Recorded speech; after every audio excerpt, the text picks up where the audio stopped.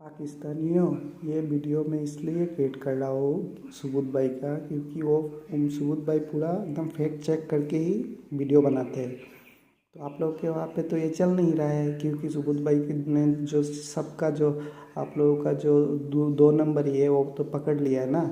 इसलिए मैं ये वीडियो क्रिएट करके दे रहा हूँ, देख लो सच्चाई क्या है और क्या नहीं। अल्फा डिफेंस हिंदी में आपका स्वागत है। आज के इस वीडियो में हम लोग बात करने वाले हैं पाकिस्तान की डेस्परेशन के बारे में। साथ ही समझने की कोशिश करते हैं कि क्यों पाकिस्तान डेस्परेटली चाहता है कि भारत में कोई एक ऐसा स्पॉट मिल जाए जिसको वो समहाउ S-400 का डेबरी बता दें। देखिए, भारत और पाकिस्तान के बीच में ये जो 4 दिन का कॉन्फ्लिक्ट चला था, वहां पर पाकिस्तान के लिए केवल एक चीज इंपॉर्टेंट थी, और ये एक चीज थी वॉर ट्रॉफी।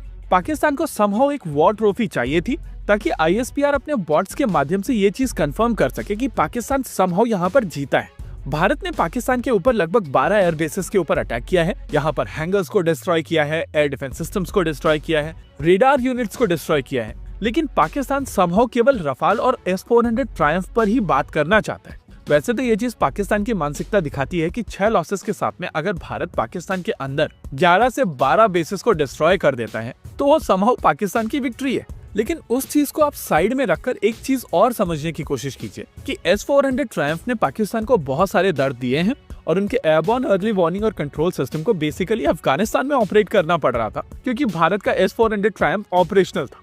अभी आप अपनी स्क्रीन के ऊपर पाकिस्तान की प्रोपेगेंडा इमेज देख रहे हैं, और इस इमेज में पाकिस्तान क्लेम कर रहा है कि उनका एयरबॉर्न अर्ली वार्निंग और कंट्रोल सिस्टम बेसिकली पेशावर के ऊपर उड़ रहा है।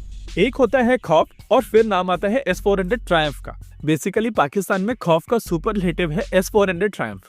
बेसिकली चाइना की तरफ से पाकिस्तान को CM-400 AKG ये बोलकर दिया गया था कि ये S-400 ट्रायम्फ किलर। पाकिस्तान ने भी इस मिसाइल सिस्टम को अपने बेड़े में शामिल किया, और वो लोग भी लगातार यही बोलते आए थे कि ये S-400 ट्रायम्फ किलर है। भारत के साथ में हुए 4 दिन के कॉन्फ्लिक्ट के दौरान पाकिस्तान ने इसका प्रयोग भी किया, और इन मल्टीपल मिसाइल सिस्टम्स में से कुछ मिसाइल सिस्टम को भारत ने पहले इंटरसेप्ट कर लिया, और जो मिसाइल सिस्टम बेसिकली खेतों के ऊपर जा रही थी उनको भारत ने छोड़ दिया।